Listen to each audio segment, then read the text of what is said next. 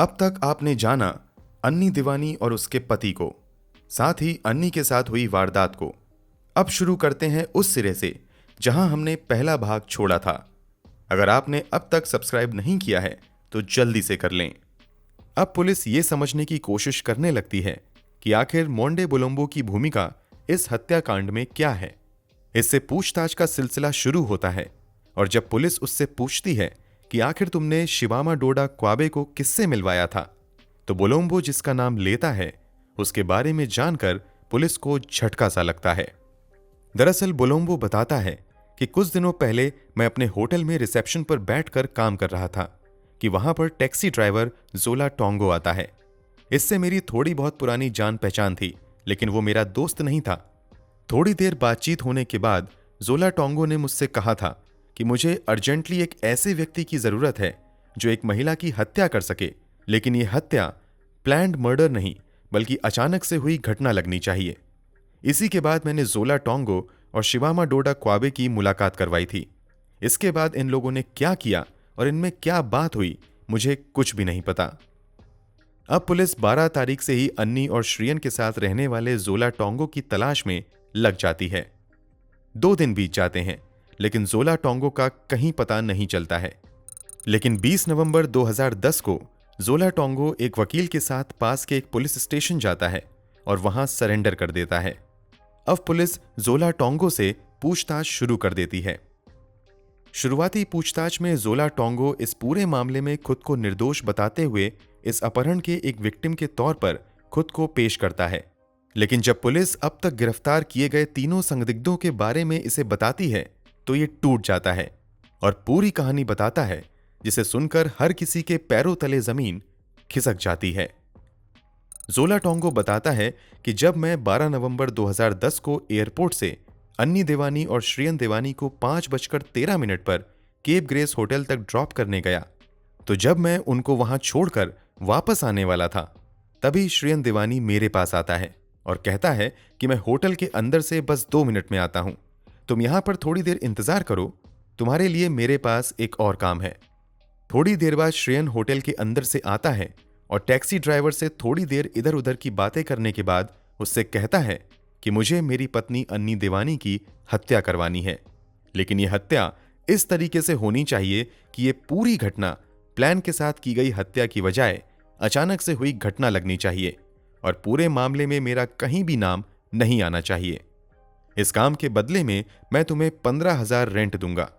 Rent south Africa की currency है। 15,000 rent की कीमत भारतीय रुपए में लगभग 75 से 80,000 रुपए होती है। श्रियन जोला टोंगो को यह भी बताता है कि दरअसल वो गे है और वो किसी जर्मन गे लड़के को पसंद करता है, लेकिन परिवार वालों के दबाव की वजह से उसने अन्नी से शादी कर ली है और अब वो अन्नी से पीछा छुड़ाना चाहता है। सभी बातें सुनने के बाद जोला टोंगो श्रियन देवानी से कहता है कि मैं तो किसी ऐसे व्यक्ति को नहीं जानता हूं, लेकिन मेरा एक दोस्त है जो शायद हमारे लिए किसी ऐसे व्यक्ति का इंतजाम कर सकता है। इसी के बाद जोला टोंगो शाम के 5:42 पर कोलोजियम होटल जाता है।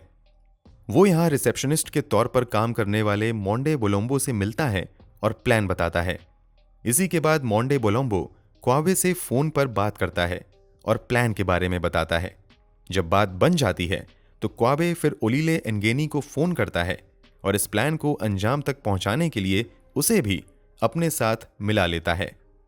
यह सब कुछ 12 नवंबर को होता है और फिर 13 नवंबर 2010 की सुबह श्रियन देवानी एक बार फिर से जोला टोंगो को फोन करता है और उसे कहता है कि इस प्लान के लिए मैं तुम्हें पेमेंट अफ्रीकन करेंसी में नहीं बल्कि डॉलर में करूंगा, लेकिन जोला टोंगो डॉलर में पेमेंट लेने से मना कर देता है। फिर श्रियन देवानी जोला टोंगो को होटल बुलाता है और फिर उसके साथ पास के ही एक ज्वेलरी शॉप में जाता है जहां वो $200 को साउथ अफ्रीकन करेंसी में कन्वर्ट करवाता है। जब श्रियन देवानी डॉलर एक्सचेंज पर वापस होटल आ रहा होता है, इसी बीच वो जोला टोंगो से पूरे प्लान पर फिर से डिस्कशन करता है और टोंगो बताता है कि उसने इस काम को अंजाम देने के लिए एक व्यक्ति से बात कर ली है। इसी के बाद टैक्सी ड्राइवर श्रियन को कहता है कि डिनर के बहाने तुम इस शहर से बाहर चलो ताकि इस प्लान को अंजाम तक पहुंचाया जा सके।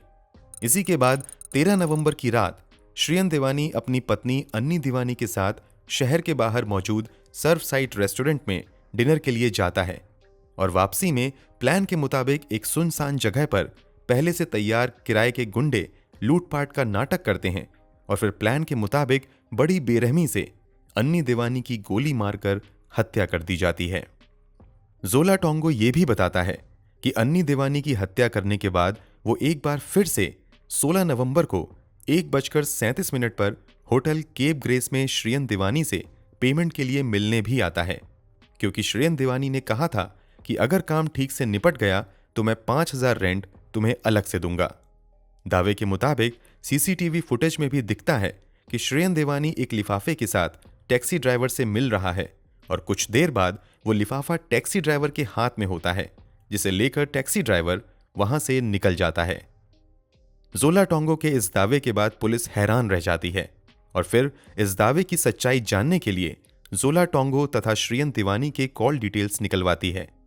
साथ ही Cape Town airport, Cape Grace hotel और सर्फसाइड रेस्टोरेंट की सीसीटीवी फुटेज चेक की जाती है तो सब कुछ जोला टोंगो के बयान से बिल्कुल मैच हो जाता है।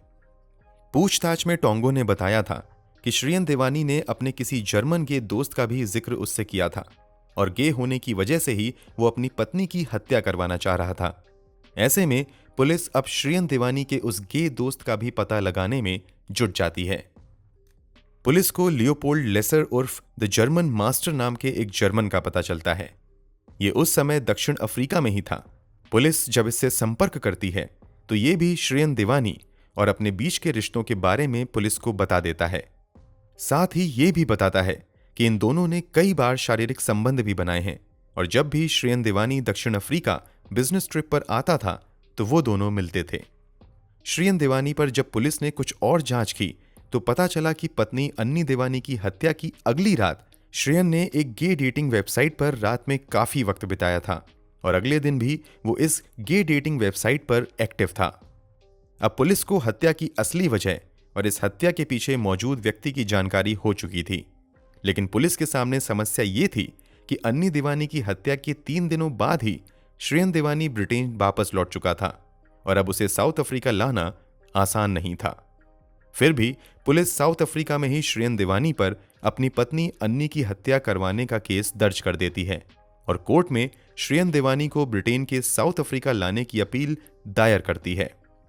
दक्षिण अफ्रीका में केस दायर होने के बाद मामले की पूरी जानकारी ब्रिटेन के कोर्ट को भी दी जाती है और अन्नी दीवानी की हत्या के जुर्म में 7 दिसंबर 2010 को सुबह के 10:30 श्रेयन दीवानी को ब्रिटेन पुलिस उसके घर से गिरफ्तार कर लेती है। हालांकि कुछ समय बाद श्रेयन दीवानी को जेल से रिहाई भी मिल जाती है। अन्नी दीवानी की हत्या को 6 महीने हो जाते हैं तो 6 महीने बाद हिंदू धर्म के रीति रिवाज के अनुसार अन्नी दीवानी के अस्थि को स्वीडन के उस तालाब में पूरे रीति रिवाज के साथ विसर्जित कर दिया जाता है। इधर दक्षिण अफ्रीका के कोर्ट में टैक्सी ड्राइवर जोला टोंगो, शिवामाडोडा क्वाबे, ओलीले एनगेनी तथा मोंडे बोलोम्बो पर अन्नी दीवानी की हत्या का केस चलाया जाता है। दक्षिण अफ्रीकी पुलिस द्वारा जोला टोंगो तथा शिवामाडोडा क्वाबे को सच्ची गवाही देने तथा सरकारी गवाह बनने का ऑफर दिया जाता है। इसके बदले उन्हें कम से कम सजा देने का ऑफर दिया जाता है। ये दोनों सरकारी गवाह बन जाते हैं।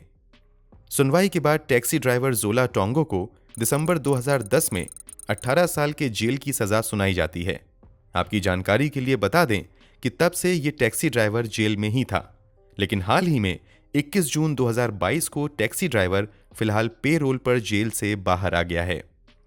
अन्नी दीवानी के अपहरण में शामिल शिवामाडोडा क्वाबे को अगस्त 2012 में 25 साल की सजा सुनाई जाती है। ये भी अभी जेल में है। कोर्ट ट्रायल में यह साबित हो जाता है कि अन्नी दीवानी पर गोली ओलीले एनगेनी ने ही चलाई थी, इसलिए इसे नवंबर 2012 में उम्र कैद की सजा मिल जाती है और ये भी जेल में ही है।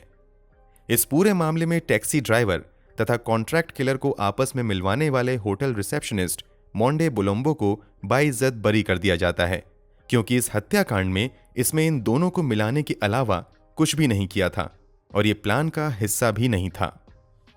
दक्षिण अफ्रीका में मौजूद अन्नी दीवानी के सभी गुनहगारों को तो सजा मिल गई थी, मगर पुलिस की नजर में इन सब में जो असल गुनहगार था वो अब भी बचा हुआ था। इसलिए अब दक्षिण अफ्रीका पुलिस ब्रिटेन के कोर्ट में अपील दायर करती है और श्रियन को प्रत्यर्पण के जरिए ब्रिटेन से साउथ अफ्रीका ले जाने की इजाजत मांगती है। लंबी कानूनी लड़ाई के बाद जब दक्षिण अफ्रीकी पुलिस द्वारा सारे सबूत, गुनाहों के बयान और सीसीटीवी फुटेज ब्रिटेन के कोर्ट में पेश किए जाते हैं, तो आखिरकार 4 साल बाद मार्च 2014 में श्रियन देवानी को ब्रिटेन कोर्ट द्वारा दक्षिण अफ्रीका ले जाने की इजाजत मिल जाती है। ये साउथ अफ्रीका पुलिस के लिए बहुत बड़ी जीत थी। कोर्ट की इजाजत के बाद 7 अप्रैल 2014 को श्रियन देवानी साउथ अफ्रीका आता है और उसे साउथ अफ्रीका आते ही एयरपोर्ट पर ही अपने पत्नी अन्नी दीवानी की हत्या के जुर्म में गिरफ्तार कर लिया जाता है। इसके बाद 6 अक्टूबर 2014 को श्रियन देवानी को कोर्ट में पेश किया जाता है। दक्षिण अफ्रीकी पुलिस ने इस पूरे मामले में हत्या का मोटिव श्रियन देवानी के गे होने को बनाया था। पुलिस कोर्ट में श्रियन देवानी के गे पार्टनर को भी बतौर गवाह पेश करती है, लेकिन पहली सुनवाई में श्रियन देवानी खुद ही ये कबूल कर लेता है कि वो एक बाइसेक्सुअल है, यानी उसे मर्दों के साथ भी रिश्ते बनाना पसंद है और महिलाओं के साथ भी। इस तरह एक ही झटके में दक्षिण अफ्रीकी पुलिस का केस काफी कमजोर हो जाता है। सरकारी वकील इस मामले में फिर हत्या के किसी दूसरे मोटिव को तलाश नहीं कर पाते हैं। इसके अलावा गवाहों को छोड़ दें तो श्रियन देवानी के खिलाफ किसी तरह का भी फिजिकल एविडेंस नहीं मिलता है। श्रियन देवानी के खिलाफ टैक्सी ड्राइवर की भी गवाही दिलवाई जाती है। इस पर श्रियन देवानी कहता है कि टैक्सी ड्राइवर को उसने वो लिफाफा अपनी पत्नी अन्नी दीवानी के लिए सरप्राइज हेलीकॉप्टर राइड बुक करने के लिए दिया था। इस तरह पुलिस का ये एंगल भी कोर्ट में खारिज हो जाता है। इस पूरे मामले में जोला टोंगो शुरू से लेकर आखिरी तक पूरी कहानी बताता है और श्रियन देवानी के खिलाफ कोर्ट में गवाही देता है, लेकिन कोर्ट द्वारा जोला टोंगो की गवाही को यह कहते हुए खारिज कर दिया जाता है कि इसके बयान में काफी झूठ है। सब कुछ एक झटके में दक्षिण अफ्रीकी पुलिस के हाथ से निकल जाता है। सरकारी वकील अन्नी दीवानी के कत्ल और श्रियन देवानी के बीच कोई सीधा रिश्ता कोर्ट में साबित नहीं कर पाते हैं। इसलिए कोर्ट द्वारा श्रियन देवानी को अपनी पत्नी अन्नी दीवानी की हत्या के आरोप से बाइज्जत बरी कर दिया जाता है। इसके तुरंत बाद श्रियन देवानी दक्षिण अफ्रीका से ब्रिटेन वापस आ जाता है। ब्रिटेन वापसी पर अन्नी दीवानी के माता पिता श्रियन देवानी पर फिर से यहां केस चलाने की इजाजत मांगते हैं, लेकिन ब्रिटेन कोर्ट द्वारा यह कहते हुए इनकार कर दिया जाता है कि साउथ अफ्रीका पुलिस ने ऑलरेडी सभी मामलों की जांच कर ली है और उन सभी में श्रियन देवानी को बेगुनाह पाया गया है, इसलिए ब्रिटेन में इस पर केस चलाने का कोई मतलब नहीं है। इस तरह गवाह और कुछ सबूत होने के बावजूद श्रियन देवानी अपनी पत्नी अन्नी दीवानी की हत्या के जुर्म से बाइज्जत बरी होकर आज चैन की जिंदगी गुजार रहा है। दक्षिण अफ्रीकी कोर्ट द्वारा श्रियन देवानी को बाइज्जत बरी करने के फैसले की काफी आलोचना हुई थी। इस मामले की सुनवाई जज ट्रेवर्सो कर रही थी। इन पर कुछ आला अधिकारियों ने पैसे लेकर श्रियन देवानी के फेवर में फैसला देने का आरोप लगाया। इस पर जांच कमेटी बैठाई गई, लेकिन कुछ महीने बाद जज ट्रेवर्सो पर से घूस लेने के आरोप को खारिज कर दिया। वैसे ये भी कहा जाता है कि श्रियन देवानी अक्सर दक्षिण अफ्रीका जाया करता था और उसकी वहां अच्छी खासी जान पहचान थी, इसलिए काफी हद तक संभव है कि उसने जज को घूस देकर फैसला बदलवा लिया था और जांच में जज को इसलिए बाइज्जत बरी कर दिया गया क्योंकि अगर उसे गुनहगार साबित किया जाता तो इससे दक्षिण अफ्रीका की पूरी दुनिया में नाक कट जाती। इसलिए शायद दक्षिण अफ्रीका ने अपनी इज्जत बचाने के लिए इंसाफ का गला घोट दिया। दोस्तों, आपकी नजर में श्रियन देवानी का हाथ अपनी पत्नी अन्नी दीवानी की हत्या में था या नहीं, कमेंट बॉक्स में जरूर बताएं। अगर आपको हमारी मेहनत पसंद आई हो तो इस वीडियो को लाइक करते हुए शेयर भी करें। क्राइम की दुनिया से जुड़ी ऐसी ही दूसरी कहानियों के लिए इस चैनल को सब्सक्राइब करें और बेल आइकन भी दबा लें। मिलते हैं अगली वीडियो में जुर्म की दुनिया से जुड़ी एक और दिल दहला देने वाली दास्तान के साथ। तब तक अपना ख्याल रखें। धन्यवाद।